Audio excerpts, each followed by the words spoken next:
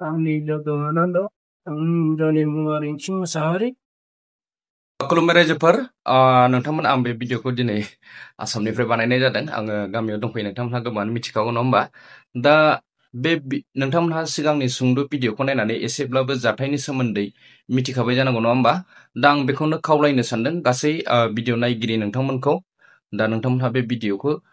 फेसबुकावनो जा बा इउटुबावनो जा जेसेबां हायो एसेबां शेयार खालामनानै हो दा बे भिडिअखौ आं जेम्स फंबायनि गले गले खावलायनायाव आङो दिनै नोंथांमोननि गेजेराव लानानै फैनाय जाबाय दा बिथांहा माने गावनिनो असे हिन्जावा खारनानै दं गुबुन हौवाजों खारदों होननानै बे आंनिसिम फोरमायहरदों दा बेनिखायनो नोंथांमोनहा जाहाथे बबेबाफोर जायगायाव नुसनोब्ला आङो जे स्क्रिनाव कन्टेक्ट नाम्बार होगोन बे कन्टेक्ट नाम्बाराव नोंथांमोनहा फोरमायहरबानो जाबाय बा आंनिसिमबो खोन्थाहरनो हागोन नोंथांमोनहा आरो आं बे आइजोनि फट' आरो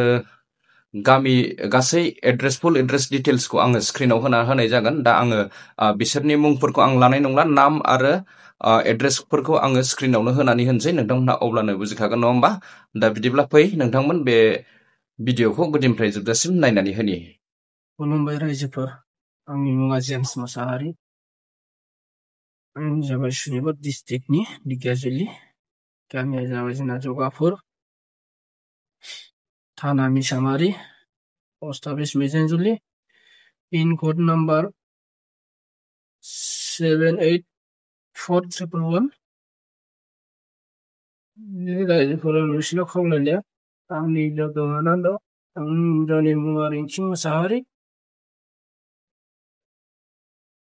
एबो सुनिपुरनिनो दिगाजुलिनि सोरगोफुरिनि बिफानि नामा नरेन बर' बिमानि नामा मालती बर' हिन्जावा गोमानानै दं रायजोफोर नोंथांमोना बबावबाफोर लोगो एबा नुबायोबा खबर हरगोन होननानै जोङो सानैबो तामिलनाडुआव खामानि मावनो होनना फैदोंमोन लोगोफोर एबा सोरबाफोर अबावबा नुबायबायोबा हमनानै दोनगोन होननानै एबा खबर हरगोन होननानै खावलायदों जोङो तामिलनाडुआव खामानि मावनो होनना फैनाय समाव जों खामानि मावदोंमोन जोङो बेयावनो दावराव दावसि जानानै थांनाय देवबारखालि 13 थारिख खालि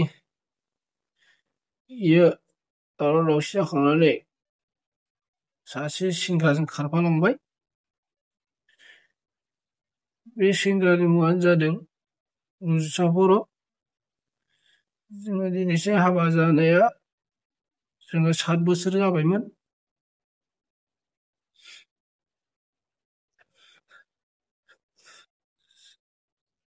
7 बोसोर जाबायमोन जों हाबा जानाया नोंथांमोना बा लोगो मोनोबा अननानै फन हरना खिथाहरगोन होननानै खावलायनाय थाबाय आं कन्टेक्ट नाम्बारखौ स्क्रिनाव होनानै होगोन बबावबाफोर लामा सामा लोगो मोनस'योबा खिथाहर आङो आंनि हिनजावखौ नांफिनगौ जेरैखि जाबाबो नोंथांमोना अननानै प्लिज रायजोफ्रा एबा सोरबाफोर अबावबाफोर नुबाय बायदोंबा तामिलनाडुआवनो नुबाय बायदोंबा बा बेंगालरावनो नुबाय बायदोंबा नोंथांमोना जेरावखि नुवा मानो आंनो एबा खिथाहरगोन होननानै खावलायनाय थाबाय रायजोफोर आंनि मुङा एसेनोसै लोगोफोर